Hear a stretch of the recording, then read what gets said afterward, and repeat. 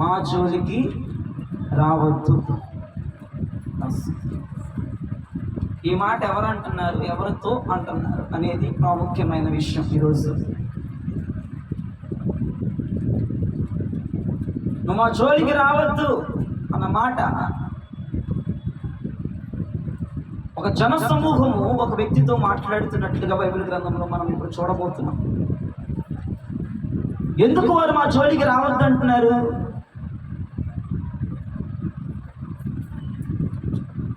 ఎందుకు ఆ వ్యక్తి ఏం చేస్తున్నాడు ఈ ప్రజల్ని? ఎందుకు ఆ మాట అనవలసి వచ్చింది అనేది ఈ పగటి వేళ మనము ధ్యానం చేస్తాం. నిర్గమాకాండము 14వ అధ్యాయము 12వ వచనం చూడండి. నిర్గమాకాండము 14:12. మా జోలికి రావద్దు. చాలు చూడండి, ఆ మాట అక్కడ ఉందా? నేను అంశంలో చెప్పిన మాట మా జోలికి రావద్దు అన్న మాట నేను మీకు అక్కడ చూపిస్తున్నాను. ఆ ఎందుకు మా జోలికి రావద్దు అన్నారో చూద్దాం. పక్కన చదవండి. ఐగుప్తీయులకు దాసుల మగుదమని ఐగుప్తులో మేము నీతో చెప్పిన మాట ఇదే కదా. మేము ఈ అరణ్యమందు చచ్చుట కంటే ఐగుప్తీయులకు దాసుల మగుదయే మేలని చెప్పింది. దేవునికి స్తోత్రం కలుగునుగా. మీకు అర్థమైపోయి ఉంటది, ఇశ్రాయేలు గుంపంతా కూడా మోషేని ఈ మాట అంటున్నారు, మా జోలికి నువ్వు రావద్దు. అసలు ఎవరివి? ఐగుప్తు నుంచి మమ్మల్ని ఎందుకు విడిపించావు? ఐగుప్తు నుంచి విడిపించి ఎందుకు మమ్మల్ని తీసుకెళ్తున్నావు? ఎదురు చూస్తే ఎర్ర సముద్రం ఉంది, ఎదురు చూస్తే ఫరో సైన్యం ఉంది. నువ్వు ఆ జోలికి రాబాక, మేము వెళ్ళిపోయి వాళ్ళకి మళ్ళా సాష్టాంగ నమస్కారాలు పెట్టేస్తామంటున్నారు. దేవునికి స్తోత్రం కలుగునుగా. మీరు 11వ వచనం చదివి చూస్తే పైన వచనం, అంతటా వారు మోషేతో ఐగుప్తులో సమాధులు లేవని ఈ అరణ్యములో చచ్చుటకు మమ్మల్ని రప్పించితివా? మమ్మల్ని ఐగుప్తులో నుండి బయటికి రప్పించి మమ్మల్ని ఇట్లు చేయనేలా. 12వ వచనం, మా జోలికి రావద్దు అంటారు. దేవునికి స్తోత్రం కలుగునుగా. అలా అంటున్నారు, ఐగుప్తులో మాకు సమాధులు లేవనా? అరణ్యంలో తీసుకొచ్చావు నువ్వు? మమ్మల్ని చంపడానికి తీసుకొచ్చావా? మమ్మల్ని ఇబ్బంది పెట్టడానికి తీసుకొచ్చావా? ఎదురు చూస్తే భయంకరమైనటువంటి ఎర్ర సముద్రం కనపడుతుంది. ఏంటి నీ ఉద్దేశం ఏంటి? నువ్వు మన జోలికి మాత్రం రావద్దు అంటారు. దైవ సాగుతో విశ్వాసం. ఆ రోజుల్లో ముఖాల మీద చెప్పారు, ఈ రోజుల్లో మనసులో చెప్పుకుంటున్నారు. దేవునికి స్తోత్రం చెప్పగలుగుతారా? అంతే తేడా. వాళ్ళకి మనకి తేడా ఏంటంటే, వాళ్ళ ముఖం మీద చెప్పేవాళ్ళు మీరు సాటుగా చెప్పుకుంటారు. పదాక నా జోలికే వస్తాడు, పదాక నా గురించి వాక్యం చెప్తా ఉంటాడు, పదాక నన్నే సంబోధిస్తూ ఉంటాడు, నాకెళ్ళి చూస్తా వాక్యం చెప్తాడు. అందుకని కళ్ళు మూసుకుంటారు. ఎవరికెళ్ళి చూసి చెబితే ఎవరు ఏమనుకుంటారు, అదొక భయం. దేవునికి స్తోత్రం కలుగుతుంది.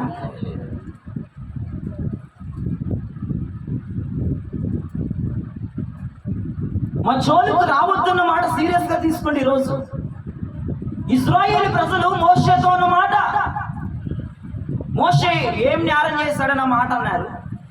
ఐగుప్తులోకి వెళ్ళి వారిని విడిపించడమే పెద్ద తప్పు మోషే చేసిన తప్పు.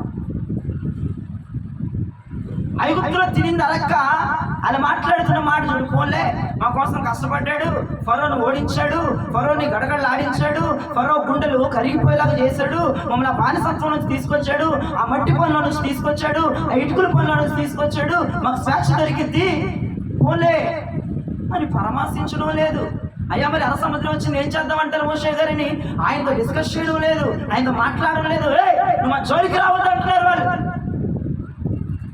ఈరోజు అటువంటి వారు ఎవరైనా ఇప్పుడు కూర్చుంటే మీ కొరకు ఈ వాక్యం, మీ జోలికి రావద్దు అంటే అక్కడ నేను వర్తమానం చెప్తున్నప్పుడు మీరేమి నోరు తెరిచి అనక్కర్లేదు మా జోలికి రావద్దు అని. నోరు తెరిచి మా జోలికి రావద్దు పాస్టర్ గారు మీరు అని అనక్కర్లేదు. మొత్తం టోటల్గా నడినెత్తి మొదలుకొని అరికాల వరకు తెలిసిపోతుంది మీ బిహేవియర్. అంటే నువ్వు మా జోలికి రావద్దు, నువ్వేంటి చెప్పేది నేనేంటి వినేది అన్నట్లుగా బిహేవ్ చేస్తున్నారు కొంతమంది. మరి ఒక మాట విజ్ఞప్తి చేస్తున్నా, దైవ సేవకుని మాటకు లోబడకపోతే, దైవ సేవకుడు నీ జోలికి రాకపోతే నీ జీవితం అల్లకొల్లోలం అయిపోద్ది. గుర్తుపెట్టుకో, అర్థమవుతుందా?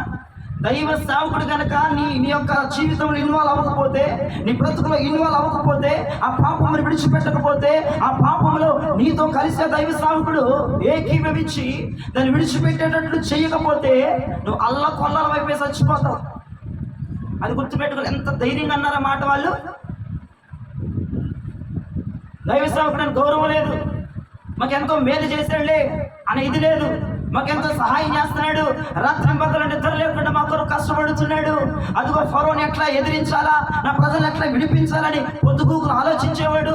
అయ్యగారు మరి ఎర్ర సముద్రం వచ్చింది, అయ్యగారు మరి ఇప్పుడు ఏం చేద్దాము, వెనక చూస్తేనేమో ఫరో సైన్యం వచ్చేస్తుంది, ముందు చూస్తేనేమో ఎర్ర సముద్రం ఉంది అని వేడుకొని బతికులు అడుక్కొని అయ్యగారిని పరామర్శించి ఆయనకు సపోర్టుగా నిలబడే జనం శోధన రాగానే, ఎర్ర సముద్రం రాగానే నువ్వు మా జోలికి ఎందుకు వచ్చామని అడుగుతున్నారండి. అదేం పాపం ఆయన చేసిన పాపం. మరి పాపముల నుంచి విడిపించి, లోకముల నుంచి విడిపించి అనేక రకములుగా వారిని శుద్ధి చేసి బయటికి తీసుకొస్తే విశ్వాసం ఇచ్చినటువంటి రిజల్ట్ దైవసేవకుడు. మరి ఆయన తలెత్తుకోగలడా? ఈ ప్రజలు నేను ఐగుప్తులోకి నా భార్య బిడ్డల్ని తీసుకొని వచ్చి అరణ్యంలో గొర్రెలు కాసుకుంటూ ఉన్నప్పుడు ఒక పొద మీదకి దిగొచ్చి మోషే మోషే ఐగుప్తులు ఉన్న ప్రజలు ఏడుస్తున్నారు, బాధపడుతున్నారు, ఇబ్బంది పడుతున్నారు, నువ్వు వెళ్ళాలయ్యా అంటే పని కట్టుకొని అసలు ఆయనకి ఏం అవసరం అండి, వెళ్ళాల్సినటువంటి అవసరం, ఆ మాట అనిపించుకోవాల్సిన అవసరం ఆయనకి ఎందుకు? జాగ్రత్త. ఈరోజు నువ్వు కూడా ఇశ్రాయేలు ప్రజల యొక్క మనస్తత్వాన్ని కలిగి ఉన్నావేమో, లోపల అనుకుంటున్నావేమో నా చోటు ఆయనకి ఎందుకని, నా గురించి ఆయనకి ఎందుకని. నేనైతే చర్చిలో ప్రతి ఒక్కరిని పట్టించుకుంటాను, ఎందుకు రావట్లేదు అడుగుతాను, వాళ్ళ కార్యక్రమానికి ఎందుకు రావట్లేదు అడుగుతాను, ఆలెట్ ప్రేయర్కి ఎందుకు రావట్లేదు అడుగుతాను. రాకపోతే దాని ట్రీట్మెంట్ దానికి ఉంటుంది, అడగకుండా మేమేముండవు. మీకు ఏంటంటే అడగని సంఘాలు అయితే మంచిగా ఉంటుంది, మీకు గుంపులో గోవిందలాగా వెళ్ళిపోయి వచ్చేయడమే. పట్టించుకొని దైవ సేవకులు నేను పట్టించుకోకుండా ఉండే సంఘాలు అయితే మీకు బాగా కుదిరితే కొంతమందికి. ఇదనే కాదు, రేపటి రోజున విస్తారమైన జనాలు గుంపించిన ప్రతి ఒక్కరిని పట్టించుకొని, ప్రతి ఒక్కరిని పరామర్శించి, ప్రతి ఒక్కరి యొక్క పాపములు గుట్టు తెలుసుకుని వారిని గద్దించి, వారిని ఖండించి, వారిని కడిగే బాధ్యత మాకు ప్రభు పెట్టాడు. దేవునికి స్తోత్రం కలుగును. మీరు ఏ మాత్రం కూడా మా జోలికి రావద్దన్నటువంటి మనసుతో మీరు బ్రతకొద్దు. నువ్వేంటో చెప్పేది, మేమేంటో చేసేదని వాక్యములు చెప్తున్నా కూడా లెక్క చేయకుండా పద్ధతులు బిహేవియర్స్ ఉంటే కనుక నువ్వు నన్ను ఇండైరెక్ట్గా అన్నట్టే, నువ్వు మాకు చెప్పేది నువ్వు మా జోలికి రాకపోయినా పర్లేదు అన్నట్లే నువ్వు చెప్పిన పని చేయకపోతే. ఇశ్రాయేలు ప్రజలు అట్లా అన్నారు. చూడండి, ఇశ్రాయేలు ప్రజలతో దైవజనుడు రాకపోతే ఏమైంది వారి జీవితం, ఇశ్రాయేలు ప్రజలతో యెహోవా మనస్సు వెళ్ళకపోతే ఏమైందో. ఒక దగ్గర దైవజనుడు వెళ్ళాల ప్రజలతో, యెహోవా మనస్సును కూడా వాళ్ళతో బయలుదేరలేదు. చూద్దాం, ఆ మాటను చదువుదాం.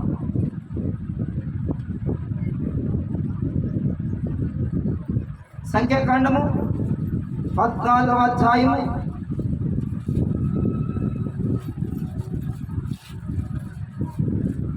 35 నుంచి చదవండి.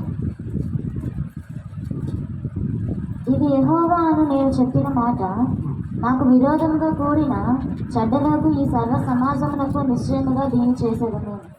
ఈ అరణ్యంలో వారు క్షీణించిపోవుదురు, ఇక్కడనే చనిపోవుదురు అనెను. ఆ దేశంను సంచరించి చూచుటకై మోషే చేత పంపబడి తిరిగి వచ్చి ఆ దేశమును గూర్చి చెడ్డ సమాచారము చెప్పుట వలన సర్వ సమాజము అతని మీద సలుగునట్లు చేసిన మనుష్యులు, అనగా ఆ దేశమును గూర్చి చెడ్డ సమాచారము చెప్పిన మనుష్యులు యెహోవా సన్నిధిని తెగులు చేత చనిపోయింది. అయితే ఆ దేశమును సంచరించి చూసిన మనుషులలో నూని కుమారుడగు యెహోషువయు యెఫున్నె కుమారుడగు కాలేబును బ్రతికివి. మోషే ఇశ్రాయేలీయులందరితో ఆ మాటలు చెప్పగా ఆ జనులు చాలా దుఃఖించిరి. వారు ఉదయంన లేచి ఆ కొన మీదకెక్కి చిత్తమండి మేము పాపము చేసిన వారము యెహోవా చెప్పిన స్థలములకు వెళ్ళుదము అనిరి. అప్పుడు మోషే, ఇది ఎలా, మీరు యెహోవా మాట మీరుచున్నారేమి, అది కొనసాగదు. యెహోవా మీ మధ్యన లేడు గనుక మీ శత్రువుల ఎదుట హతము చేయబడుదురు. మీరు సాగిపోకుడి. ఏలయనగా అమాలేకీయులు కనానీయులు మీకంటే ముందుగా అక్కడికి చేరి ఉన్నారు. మీరు ఖడ్గము చేత కూలుదురు. మీరు యెహోవాను అనుసరించడం మానితిరి గనుక ఇక యెహోవా మీకు తోడై ఉండడని చెప్పెను. చాలు, తర్వాత ఇక్కడ వరకు మీకు అర్థమైనట్టు నేను బోధిస్తాను. కనాను దేశం ఎలా ఉందో మోషే గారు, అహరోను గారు ఆ రోజుల్లో 12 మందిని, ఇజ్రాయేల్ గోత్రాలు 12 గోత్రాలు అయితే ఒక్కొక్క గోత్రానికి ప్రధానుని ఏరి 12 మందిని పంపించినట్లుగా మనకు తెలుసు. ఆ 12 మందిలో 2 మంచి సమాచారాలు, 10 మంది చెడ్డ సమాచారాలు తెచ్చారన్న విషయం కూడా మనకు తెలుసు. ఇప్పుడేం మాట్లాడుతున్నాడంటే ఆయన 10 మంది చెడ్డ సమాచారం తెచ్చారు కదా, వాళ్ళు చచ్చిపోయారు, తెగులు చేత చచ్చిపోయారు. 2 మాత్రమే బ్రతికారు. ఇప్పుడు ఏంటయ్యా ఇక్కడ ఉన్నటువంటి తాత్పర్యం ఏంటి, ఇక్కడ ఉన్నటువంటి అర్థం ఏంటంటే, మోషే అంటున్నాడు, మీరు వ్యతిరేకంగా పాపం చేశారు, ఐగుప్తుకి వెళ్ళిపోతామని గొడవ పెట్టుకున్నారు మాతో, ఆ 10 మంది మాటలిని. ఇప్పుడు ఆ 10 మంది చచ్చిపోయారు, యెహోవా మనల్ని వదిలేసి వెళ్ళిపోయాడు. మరి ఏంటి ఇప్పుడు అంటే వాళ్ళు అంటారు జనాలు, మేమైతే కొండెక్కిపోయి మా తప్పు మాకు తెలిసింది అయ్యారు, మేము కొండెక్కిపోయి మరి ప్రార్థన చేస్తాం, ఏడుస్తాం, రోదన చేస్తాం, గోలిపట్ట కట్టుకుంటాం, బూడిద పోసుకుంటాం అంటే ఆయన అంటాడు. ఇప్పుడు తెలుసుకున్నారా మీరు? ఆయన వెళ్ళిపోయినాక, ఆయన మనల్ని విడిచి వెళ్ళిపోయినాక ఇప్పుడు మీరు గ్రహిస్తే ఎలాగా? మీరు వెళ్ళొద్దు, దేవుడు మీకు తోడుగా లేడు. మీరు కొండ మీదకి వెళ్ళారంటే శత్రువులు మీకంటే ముందుగా కొండ మీద ఉన్నారు. మీరు ప్రార్థన చేసుకోవడానికి వెళ్తున్నారు కదా, మిమ్మల్ని అక్కడే చంపి తరుముతారు అన్నాడు. తరిమి చంపేస్తారు మిమ్మల్ని, మీరు వెళ్ళబాకండి అన్నాడు అక్కడ. దేవునికి స్తోత్రం కలిగినగా. ఎట్లాగే మీరు చేసిన తప్పులకి యెహోవా వదిలేసి వెళ్ళిపోయాడు.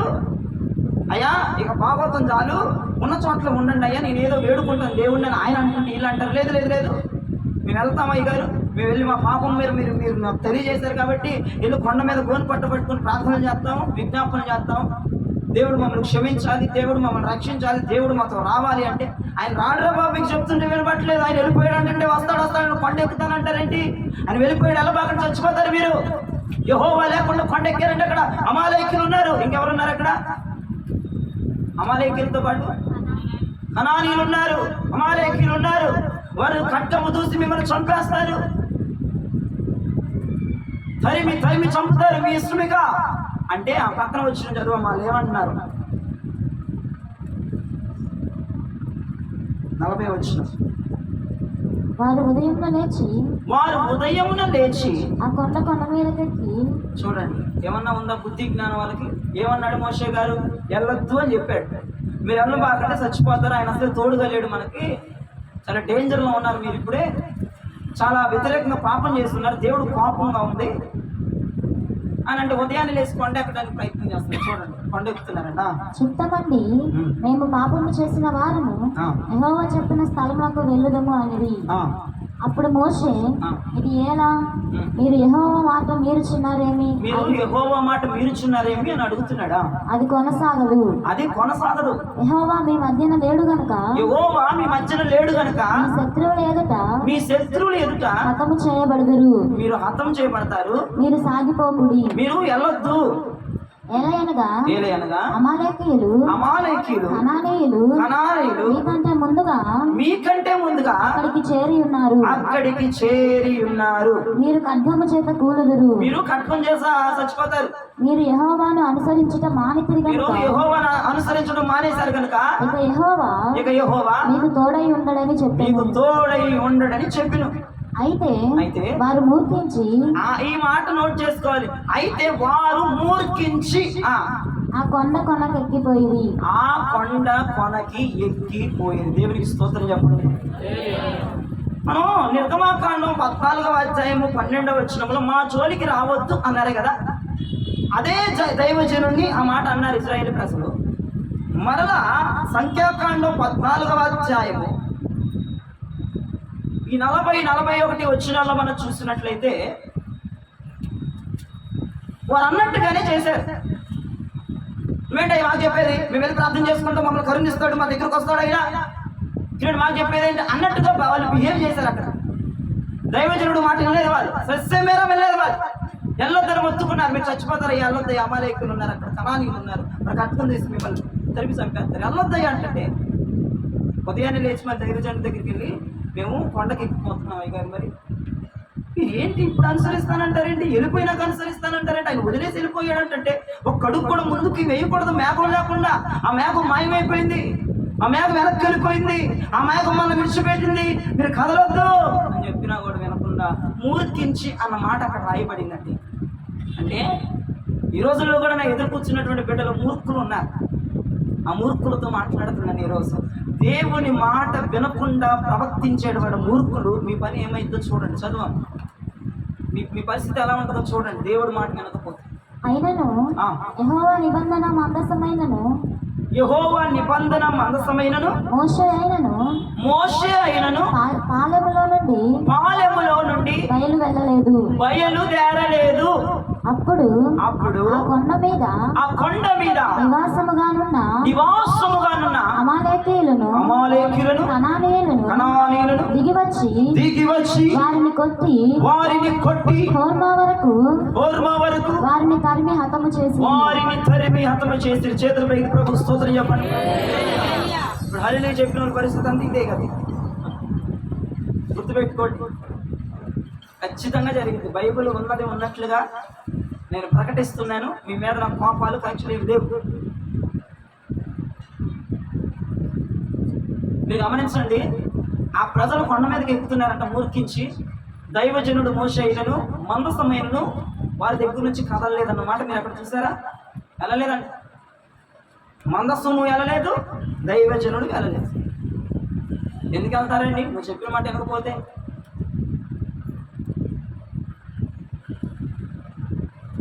మరి వాళ్ళు తెలియక వెళ్ళిపోతున్నారని మోషే గారు వాళ్ళ అమ్మడబడి పరిగెత్తవచ్చుగా. అయ్యా నీ సన్నిధి రాకపోతే నేను ఊరుకోను అన్నాడే మోషే. మరి వాళ్ళు ఎమ్మడబడి పరిగెత్తవచ్చుగా. మరి చచ్చిపోతారని తెలుసుగా మోషేకి. వెళ్ళలా, ఎందుకంటే ఈ మూర్ఖ జనానికి తెలియాలి అనేసి దైవజనుడు కూడా వదిలిపడేసాడు. వెంటనే వచ్చేస్తుంది ఆయనకి, పిచ్చి పట్టిపోతుంది ఆయనకి. మైండ్ అంతా తిక్కగా ఉంటుంది మోషే గారికి. ఏంటి ఎట్లా తయారవుతున్నారంటే ఉన్న కొద్దీ వెళ్ళొద్దంటే మూర్ఖ ప్రజల్లాగా ఎట్లా బిహేవ్ చేస్తున్నారని కొండ ఎక్కారంట. ఎక్కగా అక్కడ వాళ్ళ తాతలు ముత్తాతలు ఉన్నారనుకోండి. అది జ్ఞాపకం చేసుకుని అమాలేకులు కనానీయులు ఉన్నారంటే అక్కడ అలా కత్తి దూసి వారిని తరిమి చంపారంట ఓర్మే వరకు. మరి రేపటి రోజున వాళ్ళ సంగతి పక్కన పెడదాం, మన సంగతి ఏమైతే ఒకసారి జ్ఞాపకం చేసుకోండి. దైవజనుని మాట వినకపోతే, దైవజనుడు అంటే సొంతగా ఏం చెప్పడండి, నేను సొంతగా ఏం చెప్పట్లేదు. నాకు ఇష్టం వచ్చినట్టు మీరు ఉండండి, నాకు ఇష్టం వచ్చినట్టు మీరు బ్రతకండి, నాకు ఇష్టం వచ్చిన డ్రెస్ వేసుకోండి, నాకు ఇష్టం వచ్చిన టైంలో రండి అని మీరు నీకేం బోధించట్లేదు. ప్రభు నాకేం పెడుతున్నాడు అదే మీకు పెడుతున్నాను. కాబట్టి దేవుని మాట నా మాట కాబట్టి మీరు చెప్పిన మాట వినాలి. బైబిల్ గ్రంథంలో ఏ మాటలు చెప్తున్నామో వాటిని జ్ఞాపకం చేసుకొని దృష్టి పెట్టుకొని వినాలి. అంతేగాని వద్దన్న పని చేసామనుకో శత్రువు చేతులు అడ్డంగా బుక్ అయిపోతాం. నీ ఇష్టమే.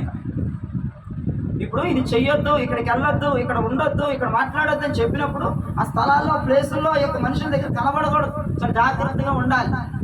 అంతేగాని ఆడేంటి చెప్పేది నేనేంటి మీద మా జోలికి రావద్దు దైవ సేవకుడు అన్నట్లుగా నువ్వు ప్రవర్తించామనుకో, దైవజనుడు నీ జోలికి రాకపోతే ఏమవుతుందో తెలిసిందా? ఈరోజు దైవజనుని మాట నీతో రాకపోతే ఏమైతే తెలుసా? దైవజనుని ఆలోచన నీతో రాకపోతే ఏమైతే తెలుసా? నువ్వు హతమార్చబడతావు. అది మాత్రం వాస్తవం. చనిపోతాం మనం. ఇక దైవజనుడు కానీ మందసము కానీ మనతో రాకుండా మనం మూర్ఖించి ముందుకు అడిగేసామా, నీ జీవితంలో పతనాన్ని నువ్వు చూస్తావు. మరి జ్ఞాపకం చేసుకో, ఈరోజు మధ్యాహ్నమున నీకు పతనం కావాలా లేదంటే నీకు మేలు కావాలా? దైవజనుడు వస్తే మేలు, మందసం వస్తే మేలు, ఆ రెండు రాకపోతే కీడు. జ్ఞాపకం చేసుకోవాలి. చాలా మంది ఫంక్షన్లకి పెళ్ళిళ్ళకి దైవజనులు పిలవరు. ఎక్కువ అంటే బాగా స్ట్రాంగ్గా ఉన్నట్టు పిలవరు. మొత్తం చేసేసుకుని చివరికి ఫోన్ చేసి అయ్యారు రెండంటే మొదల కార్యక్రమాలు అయిపోతాయి. లేకపోతే ఆయన ఇల్లాగా జరుగుతుంది. దేవునికి స్తోత్రం చెప్పండి. అదేం చెప్తున్నాను. అయ్యగారు రాకముందన్నా జరగాలి, వెళ్ళిపోయినాకన్నా జరగాలి. అయ్యగారు ఉన్నప్పుడు ఒకడు మాట్లాడు, అయ్యగారు వెళ్ళిపోయినప్పుడు మంచి లాంగ్వేజ్లు వస్తాయి నోట్లలో నుంచి మాటలు. అయ్యగారు ఉన్నప్పుడు పద్ధతిగా ఉంటారు, అయ్యగారు లేనప్పుడు సినిమా యాక్టర్లుగా మారిపోతారు. దేవునికి స్తోత్రం చెప్పగలుగుతారా? మీరందరూ అట్టంటి వాళ్ళేనట్టుంది. అయితే అది చెప్తున్నాను. దైవజనుని మాట మాత్రం నీతో రాకపోతే, నువ్వు వెళ్ళు స్థలములకు దైవజనుడు మాట రావాలి. అయ్యో నా దైవజనుడు ఈ మాట చెప్పాడు, ఇక్కడికి వెళ్ళొద్దన్నాడు కదా, నేను ఎందుకు ఇట్లా ఆలోచిస్తున్నాను, ఎందుకు ఇట్లా ప్రవర్తిస్తున్నాను, ఎందుకు ఇట్లా మూర్ఖిస్తున్నాను, ఎందుకని ఆగిపోవడం మంచిది. నీ పనిలో దైవజనుడు మాట కనపడాలి. దేవునికి స్తోత్రం కలుగునుగా. చర్చిలో కాదు, ఇళ్ళ దగ్గర ఆదివారం అయ్యగారు ఏం చెప్పారు, అది ఇంట్లో మీకు ఉందా లేదా? నువ్వెక్కడికి వెళుతున్న దైవజనుడు మాట నీతో రావాలి. దైవజనుని మాట నీతో రాకపోతే చాలా రిస్క్లో పడతాం. జాగ్రత్త. ఎప్పుడు కూడా దైవజనుడు నువ్వు మా జోలికి రావద్దని అనకూడదు. అంటే నీ పద్ధతి రూపంలో కూడా అట్లా చూపించకూడదు దైవజనుడికి. నువ్వు ఇండైరెక్ట్గా కూడా చెప్పకూడదు అట్లా దైవజనుడికి. మా జోలికి రావద్దు అన్న పరిస్థితిని మీరు ఇప్పుడు నేను చూపించాను. వాళ్ళు కొండ ఎక్కారు, చచ్చిపోయారు, మొత్తం వెళ్ళిపోయిన మొత్తం అందరూ చచ్చిపోయారు.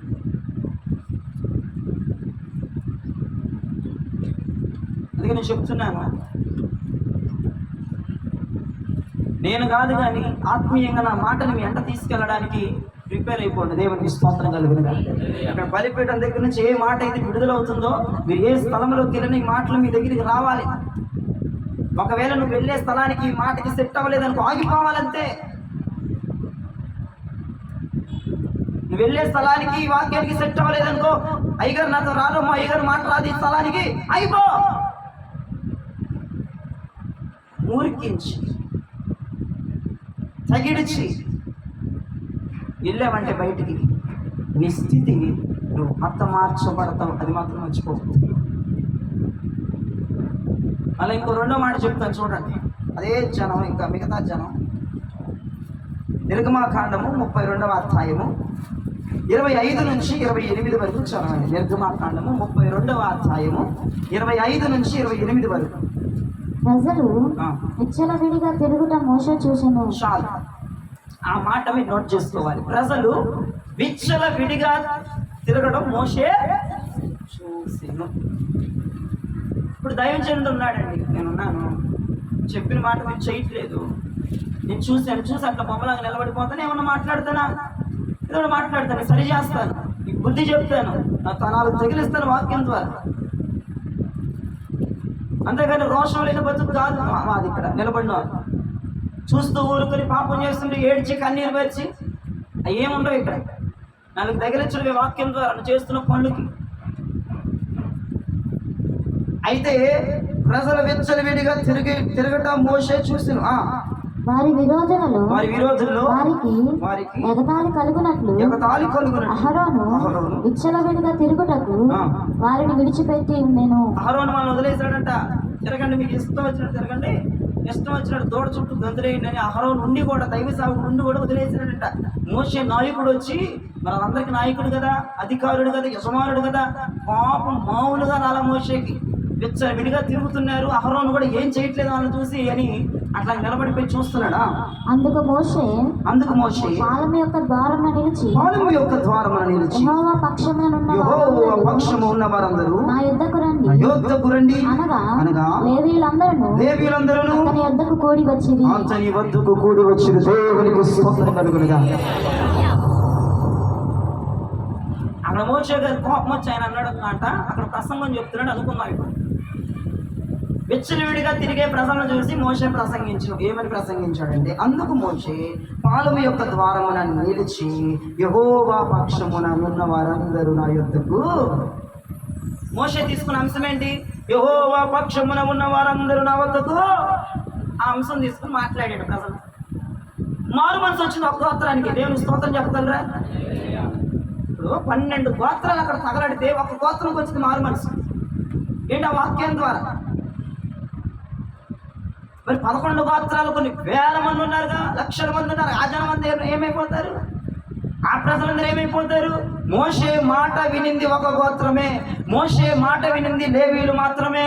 మోషే వద్దకు నిలబడిపోయింది లేవీయులు మాత్రమే. మిగతా 11 గోత్రాలు మీకు లాంటి బ్యాచ్. ఎన్ని వాక్యం చెప్పుగాక నా పక్షాన్ని నిలబడేవాడు రమ్మంటే ఒకటి రాడు. మీ పక్షానంత రాత్రులు ప్రార్థన అంటావు, తిండి లేకుండా ప్రార్థన అంటావు, నీకులాగా వెళ్ళినాకలాగా మేము అయిపోతాం, నీ పక్షాన్ని అస్సలే నిలబడం అంటే అక్కడ ఉండి చచ్చిపో, పూర్తిగా ఇట్టాకన్నా బతుకుతావు. రేపొస్తే అటు ఉన్నామనుకో బ్యాచ్వి, ఇక మొత్తానికి పోవడమే, మనిషివే ఉండవు. దేవునికి స్తోత్రం చెప్పు. ఇటు వచ్చామనుకో కొనవుపురుతో అన్న బతుకుతావు. దేవునికి స్తోత్రం కలుగునుగా. అక్కడ ఉన్నామనుకో ఆ కొనవుపురు ఉన్న ఉపురు కూడా ఉంటుంది నీకు. అది నేను చెప్పట్ల, వాక్యం కింద వచ్చిన చదివితే మీకు అర్థమైపోతాం. కానీ ముందరే చెప్తున్నాను, నేను చెప్తున్నాను అనుకుంటున్నారు మీరు. చూడండి 27వ వచనం, అతడు వారిని చూచి మీలో ప్రతివాడును తన కత్తిని తన నడుమున కట్టుకొని ఆలయములో ద్వారము నుండి ద్వారములకు వెళ్ళుచు ప్రతివాడు తన సహోదరుని ప్రతివాడు తన చెలికానిని ప్రతివాడు తన పొరుగువానిని చంపవలెనని ఇశ్రాయేలీయుల దేవుడైన యెహోవా సెలవిచ్చుచున్నాడని మోషే వైపు వచ్చిన జనం బతికారు. మోషే వైపు రాకుండా అడ్డగోలుగా 11 గోత్రాల వారు నిలబడి పేటు మాకు చెప్పేది అన్నట్టుగా చూస్తున్నారంట. మోషే మా జోలికి రాబాక అన్నట్టేగా ఇప్పుడు వాళ్ళు ఇండైరెక్ట్గా అన్నట్టే. ఇప్పుడు ఒక గోత్రం ఏమో మోసే మాట ఇటు వచ్చింది, 11 గోత్రాలు అక్కడ ఉన్నాయి. దానికి అర్థం ఏంటి? నువ్వు మా జోలికి రాబాకనే అర్థం అక్కడ. సరే, ఇప్పుడు దైవజనుడు నీ జోలికి రాడు, ఇతని తరపున వచ్చిన వాళ్ళ జోలికే వస్తాడు. మీరు కూర్చున్న వాడి జోలికి రాడు. మీ పరిస్థితి ఏమైపోయింది? ఇప్పుడు చచ్చిపోయి ఏవో సెలవిచ్చాడట, ఎవరైతే నా పక్షములు నిలబడరో వాళ్ళందరూ సంపదలు పడేదా. మొత్తాన్ని కత్తెత్తితే సక్క తెంపేశారు, తలకాయలు కోడి మెరకాయలు ఇరిచేసినట్టు ఇరిచేశారు. మరి నీ పరిస్థితి ఏంటంటావు? ఆలోచించుకో. నీకే వదిలేసాను, అది మిమ్మల్ని ఏం అడగను. చేతులు ఎత్తమన్నా చేతులు దించమన్నా అనవసరం, మీకే వదిలేసాను. ఇక పొర్రపాటున కూడా దైవజనుడిని నా జోలికి రావద్దు అని నీ నోట్లో నుంచి కానీ హృదయంలో నుంచి కానీ నీ పద్ధతి ప్రవర్తనలో గురించి కానీ రాకూడదు. జాగ్రత్తగా ఆలోచించుకోవాలి. ఒకవేళ వచ్చిన దౌర్భాగ్యమైన, దరిద్రమైన, చండాలమైన, నికృష్టమైన ఆలోచన, అప్పుడే నువ్వు పతనం అయిపోయేవాళ్ళ.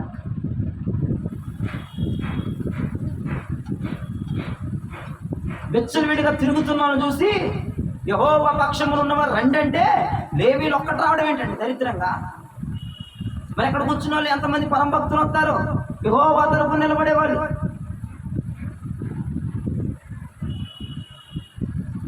జాగ్రత్త, యెహోవా సెలవిస్తున్నాడు, ఆయన పక్షాన నిలబడిన వాళ్ళని, ఇక పాపములో ఉండి పాపములో తిరిగి ఆయన పక్షాన రాకుండా ఉండే వాళ్ళని ఏం చేస్తాడో తెలుసా? చంప అవతల పడేస్తాడంట. అది మరి నీకే వదిలేస్తాడు. ఆత్మీయ స్థితిలో చచ్చిపోతాను కదా, పైకి ఎదగలేదు. ఆలోచించుకొని మంచిగా నీ యొక్క భక్తి జీవితంలో దైవజనుని మాటకు లోబడి, దేవుని మాటకు లోబడి, దైవజనుని మాట ఎక్కడికి వెళ్ళినా తీసుకెళ్ళడం నేర్చుకో. ఒకవేళ నువ్వు వెళ్ళు స్థలాలకి దైవజనుని మాట లింక్ అవ్వట్లేదంటే మానే ఆ స్థలానికి. దేవునికి స్తోత్రం చెప్పు. నువ్వు చేస్తున్న పనులకి వాక్యం నేను చెప్తున్నాను కదా, ఇది లింక్ అవ్వట్లేదని వదిలే ఆ పని. లింక్ అవ్వకపోయినా సరే చేసామంటే ఆ పనులు నీ జీవితం అప్పుడే పోయినట్టే. నీకు అర్థం కావట్లేదు, నీ జీవితం అప్పుడే పతనం అయిపోయినట్లే. ఒకవైపు గుర్తొస్తుంది నేను చెప్తున్న మాటలు, కానీ పని చేస్తాను. ఒకవైపు ఆలోచన వస్తుంది నేను చెప్పిన మాటలు, పోయిన వారమే చెప్పా, సోమవారం మొదలు పెట్టేసాం జాగారం. ఒకవైపు నీ మైకులో చెప్పి దన చెవులు పడతానే ఉన్నాయి, అయినా పని చేస్తాను. ఏమైపోయింది నీ జీవితం? అప్పుడే కుప్పకూలిపోయావు. నువ్వు వచ్చి అయిపోయింది నీకు నీ బ్రతికి. నువ్వు పతనం చేయబడ్డావు, నువ్వు చచ్చిపోయావు, కూడి చేయబడ్డావు, నువ్వు సున్నం కొట్టిన సమాధిగా మార్చబడ్డావు. అంటే ఒక మనిషి వచ్చి ఇక్కడ కూర్చున్నావు తప్ప నువ్వు సున్నం కొట్టిన సమాధిలాగా ప్రభువు కనపడుతున్నావు. ఇప్పుడు నాకు కూడా కనపడుతున్నాను. ఆలోచించుకొని బ్రతకండి. ఈ మాటలు నీకు వినబడునుగాక ప్రతి క్షణము. మాటలు తీసుకెళ్ళు. మూర్ఖించి గనక ముందు కడిగేసావంటే, నేను బలిపీఠం దగ్గర నుంచి మాట్లాడుతున్నాను. ఈ మాట బలిపీఠం దగ్గర నుంచి అగ్గిని మండుతున్నటువంటి ఈ ప్రదేశం నుంచి నేను మీతో మాట్లాడుతున్నాను. మూర్ఖించి గనక ఒక్క స్టెప్ ముందుకేసావంటే ఇక మీకే వదిలేసాను. ఆ పాయింట్ ఫిల్ చేసుకో. దేవునికి స్తోత్రం చెప్పగలుగుతారా? ఇక మూడోది చూద్దాం. ఎన్ని చెప్పినా ఇదే వస్తుంది. ఇక సబ్జెక్ట్ దేవునికి స్తోత్రం కలుగునుగా. కాకపోతే 4 తీసుకొస్తే మీకు బాగా కూర్చున్నట్టు రక్తం వచ్చినట్టు ఉంటుంది కాబట్టి ఒక 4 మీకు వేస్తాను. దేవునికి స్తోత్రం. చూడండి, 3వ వాడిని చూడండి. 2వ రాజుల గ్రంథం 5వ అధ్యాయము 20వ వచనం నుండి 27వ వచనం వరకు. 2వ రాజుల గ్రంథము 5వ అధ్యాయము 20వ వచనం నుండి 27వ వచనం వరకు. అంతటా దైవజనుడైన ఎలీషా సేవకుడగు గెహజీ సిరియనుడైన ఈ నయమాను తీసుకొని వచ్చిన వాటిని అంగీకరించుటకు నా యజమానునికి మనస్సు లేకపోయిన గాని యెహోవా జీవముతోడు నేను పరిగెత్తుకొని పోయి అతన్ని కలుసుకొని అతని యొద్ద ఏదైనా తీసుకొందని అనుకొని నయమానుడు కలుసుకొనుటకై పోవచ్చుండగా నయమాను తన వెనుక నుండి పరుగు వచ్చుచున్న వాడిని చూచి చూచి ఆ. తన రథము మీద నుండి దిగి ఆ. వారిని ఎదుర్కొని ఆ. క్షేమమా అని అడిగాను. ఆ. అతడు క్షేమమే అని చెప్పి ఆ. నా యజమానుడు నా చేత వర్తమానము పంపి ఆ. ప్రవక్తల శిష్యులలో 2 యజమానులు ఆ. ఎఫ్రాయిము మన్యము నుండి నా యుద్ధకు ఇప్పుడే వచ్చింది కనుక నీవు వారి కొరకు 2 మనుగుల వెండియు 2 దుస్తుల బట్టలను దయచేయమని సెలవిచ్చుచున్నాడనెను. అందుకు నయమాను నీకు అనుకూలమైతే రెట్టింపు వెండిని తీసుకొనిమని బతిమాలి 2 సంచులలో 4 మనుగుల వెండి కట్టి 2 దుస్తుల బట్టలనిచ్చి తన పనివారిలో 2 మీద వాటిని వేయగా వారు గెహజీ ముందర వాటిని మోసుకొని పోయిరి. ఆ. మెట్ల దగ్గర వారు రాగానే వారి వద్ద నుండి గెహజీ వాటిని తీసుకొని ఇంటిలో దాచి వారికి సెలవీయగా వారు వెళ్ళిపోయిరి. అతడు లోపలికి పోయి తన యజమానుని ముందర నిలవగా ఎలీషా వానిని చూచి గెహజీ నీ వెచ్చటి నుండి వచ్చిద్దువని అడిగినందుకు వాడు నీ దాసుడనైన నేను ఎచ్చటికి పోలేదని. చాలు 26 వచ్చిన తర్వాత చదువు దాని అందరు తలలు పైకి ఎత్తి నా వైపు చూడవలసిందిగా మనం చూస్తున్నాం. ఈ స్టోరీ అంతా మనకి తెలిసిందే. మరి ఒకసారి పైన రఫ్గా మాట్లాడతాను. నయమానుకి కుష్టి ఉంది అని అందరికీ తెలిసిన విషయమే. ఆ కుష్టిని బాగు చేసుకోవడానికి ఎలీషా వద్దకు వచ్చాడు. యోర్దాను నదిలో 7 సార్లు మునగమని ఆయన సెలవు ఇవ్వడం, ఆయన మునగడం, ఆ కుష్టి పోవడం జరిగింది. మరి ఎవరైనా సరే స్వస్థత పొందితే తునమో పరమో ఇచ్చుకుంటారు. ఆ రోజుల్లో వెండి బంగారాలే, దేవునికి స్తోత్రం కలిగినగా. ఈరోజు రూపాయి పరకలు ఉన్నాయి కాబట్టి నోట్లు చిరిగిపోయి నోట్లు ఇస్తున్నారు. కానీ ఆ రోజున మంచి బస్తాల పాత్రలు తెచ్చాడంట. అయ్యో మరి ఆయన అయితే శతాధిపతి, ఆయన యుద్ధవీరుడు అండి నయమాను. అయ్యగారు నన్నాడంటే, అయ్యగారు మరి అసలు ఎన్ని మెడిసిన్ వాడానో, ఎన్ని మందులు వాడానో, ఎన్ని డాక్టర్స్ దగ్గర చూపించుకున్నానో, అది ఏనాడు కూడా తగ్గింది లేదు నా జీవితంలో. ఎంతో బాధపడ్డాను. అసలు మీరు నిజంగా 7 సార్లు యోర్దానులో మునగమంటే మునిగితే 7వసారి పసిపిల్లల దేహం నాకు వచ్చేసింది. అబ్బా ఎంత మంచి ప్రవక్త అండి మీరు అని చెప్పేసి కానికిస్తున్నాడు వెండిని దుస్తుల్ని అని తోచింది. మూటలు ఇస్తున్నాడు ఆయనకి. అప్పుడు అన్నాడు ఎలీషా, నాకు ఏం వద్దయ్యా, నాకు ఇష్టం లేదని. దేవుడికి స్తోత్రం కలుగునగా. ఇష్టం లేనన్నాడు, బాగానే ఉన్నాడు. వెళ్ళిపోతున్నాడు నయమాను. రథం మీద ఎక్కించుకొని మరి మూటలు మరలా వెనక తీసుకుని వెళ్ళిపోతుంటే గెహజీ ఉన్నాడు కదా, రథం ఏమడు పరిగెడుతున్నాడు. దేవునికి స్తోత్రం కలుగునగా. రథం ఏమడు పరిగెడుతున్నాడంట. రథాలు ఏమడు పరిగెడుతున్నాడంట. డబ్బు రథం, పిచ్చి, లోకం పరిగెడుతున్నాడంట. నయమాను తొంగి ఇట్లా వెనక చూస్తే ఎవరా శబ్దం వస్తుంది వెనకనంటే గెహజీ వెంటనే ఆపమన్నాడంట. బండి ఆపండి. ఏంటయ్యా ఎంత ఆవేశంగా వస్తుందండి? అయ్యా ఎఫ్రాయిం మన్యం నుంచి ఇప్పుడు ఒక 2 వచ్చారయ్యా, వాళ్ళ చేతిలో పెట్టడానికి మాకు ఏం లేవు, మరి అయ్యగారు తీసుకురమ్మన్నారు అంటే నీకు సెలవైతే ఒక మూట కాదు డబల్ తీసుకెళ్ళన్నాడు. దేవునికి స్తోత్రం చెప్పండి. మీకు అందరికి డబల్ వచ్చేసి పడిపోవునుగా.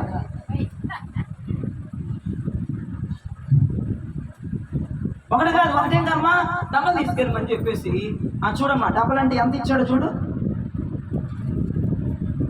4 మనుగుల వెండిని కట్టి చూడు, 4 మనుగుల ఎండంట. 2 దుస్తుల బట్టలనిచ్చి 2 దుస్తుల బట్టలంట. తన పరివారంలో 2 మీద వాటిని వేయగా వారు గెహజీ ముందర వాటిని మోసుకొని పోయి. చూడండి మరి వీడు ఒక్కడే మొయ్యలేడంటే 2 పనులు తీసుకెళ్ళాడు. దేవునికి స్తోత్రం కలుగునగా. వీళ్ళు ఒక్కరు కాదుగా మూటలు మోయడం. 4 మనుగులు ఏంటంటే మాటల అని 2 పనులు తెచ్చారంట. ఆ పనులు భుజాల మీద వేసాడంట. మోసుకెళ్తా అయింది. పాస్టర్ గారి దగ్గరికి వెళ్ళదు. దేవునికి స్తోత్రం చెప్పండి. పాస్టర్ గారి దగ్గర మూతి ముక్కులు తీసుకుని వెళ్ళిపోదాము. ఈ పని ఎవడో చెప్పొద్దు, మనం ఊర్లోనే ఉండాలి. తిరిగి మళ్ళీ మొండం మీద తలగా ఉండదు, అది గుర్తుపెట్టుకొని జాగ్రత్తగా దాచి బయటికి రండి, నేను ఎలీషా పాస్టర్ గారి దగ్గరికి వెళ్తున్నాను అన్నట్టు దేవునికి స్తోత్రం కలుగుతుంది. చక్కగా అవన్నీ తొప్పుకొచ్చి మొత్తం ఎక్కడో దాచేసాడు. మొత్తానికి దాచేసి చేతులు కట్టుకుని వెళ్తున్నాడు అయ్యగారి దగ్గరికి. దేవునికి స్తోత్రం కలుగునగా. అయ్యగారు ఏమంటారు చూడండి, 26 వచ్చిన గెహజీ అంతటా ఎలీషా వానితో ఆ మనుష్యుడు తన రథము దిగి ఎదుర్కొనుటకు తిరిగి వచ్చినప్పుడు నా మనస్సు నీతో రాలేదా మాట్లాడుతున్నాడు. దేవుడికి స్తోత్రం కలుగునగా. ఇప్పుడు నేను దీంట్లో ఏం చెప్తున్నానంటే, మీరు చేసే పనుల్లో దైవజనుడి మనస్సు మీకు మీ వెంట రాకపోతే భయంకరమైన శోధన మీ వెంటకు వచ్చేస్తుంది. ఇప్పుడు సంఘం అంతా దైవజనుడు ఏ మనస్సునైతే కలిగి ఉన్నాడో అదే మనస్సును కలిగి ఉండాలి. దేవునికి స్తోత్రం కలుగునుగా. ఈ దైవజనుడు మనస్సును కలిగి ఉండమని ఎందుకు చెప్తున్నాడంటే, ఈ దైవజనుడు ఆ యజమానుని మనస్సు కలిగి ఉంటాడు కాబట్టి ఈ దైవజనుని మనస్సు విశ్వాసులు కలిగి ఉండాలి కదా, అది రూల్. అక్కడ ఏం జరిగిందంటే, ఈ గెహజీ ఎలీషా మనస్సుని వదిలిపెట్టేసి ఎలీషా మాటని తృణీకరించి నువ్వు మా జోలికి రావద్దు అన్నట్లుగా ప్రవర్తించాడు.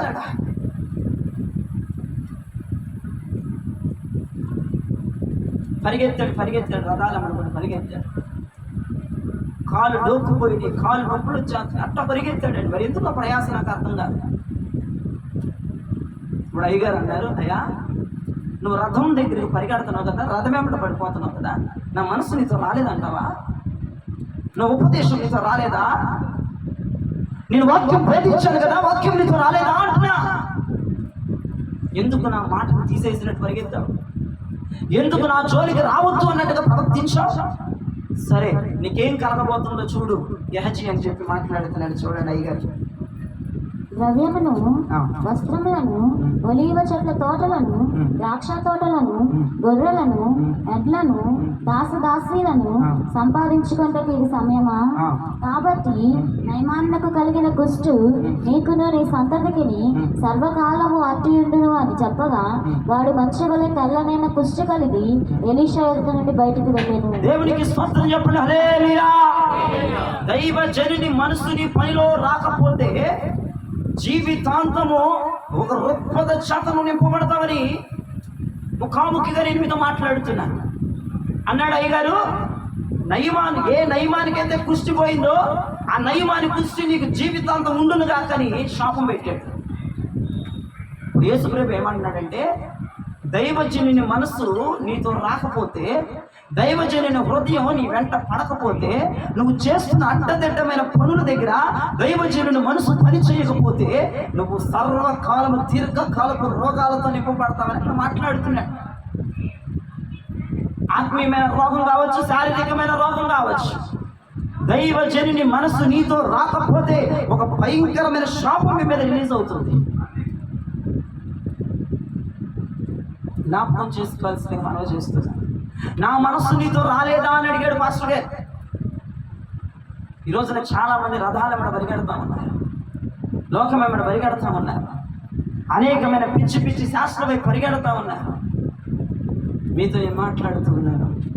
దైవజనుడైన జయరాజు మనసు మీతో రావట్లేదా? ఆ సమయంలో ఇప్పుడు నేను వాక్యం నేను ప్రకటించి ఇంటికి వెళ్ళిపోతాను, మీరు ఇళ్ళకి వెళ్ళిపోతారు, మీరు ఏం చేస్తున్నారో నాకు తెలియదు. ఒక్కటి గుర్తుపెట్టుకోండి, నా మనస్సు ఈ రోజున మీతో పాటు తీసుకెళ్ళండి. దేవునికి స్తోత్రం కలుగును. నా ఉద్దేశాన్ని తీసుకెళ్ళండి, ఉపదేశాన్ని తీసుకెళ్ళండి, వాక్యాన్ని తీసుకోవాలండి. మీరు చేసే పనిలో జాగ్రత్త కలిగి ఉంటుంది. నయమానుకు కలిగిన కృషి గెహజీకి వచ్చినట్లుగా ఆ దీర్ఘకాలిక రోగముతో మనం నింపబడకుండా, ఆ శాపంతో మనం నింపబడకుండా, శాపము కొట్టివేయబడాలంటే దైవజనుని మనస్సు నీతో కూడా రానిమ్ము. దేవునికి స్తోత్రం కలిగిన కాదు. గట్టిగా చప్పుడు వచ్చి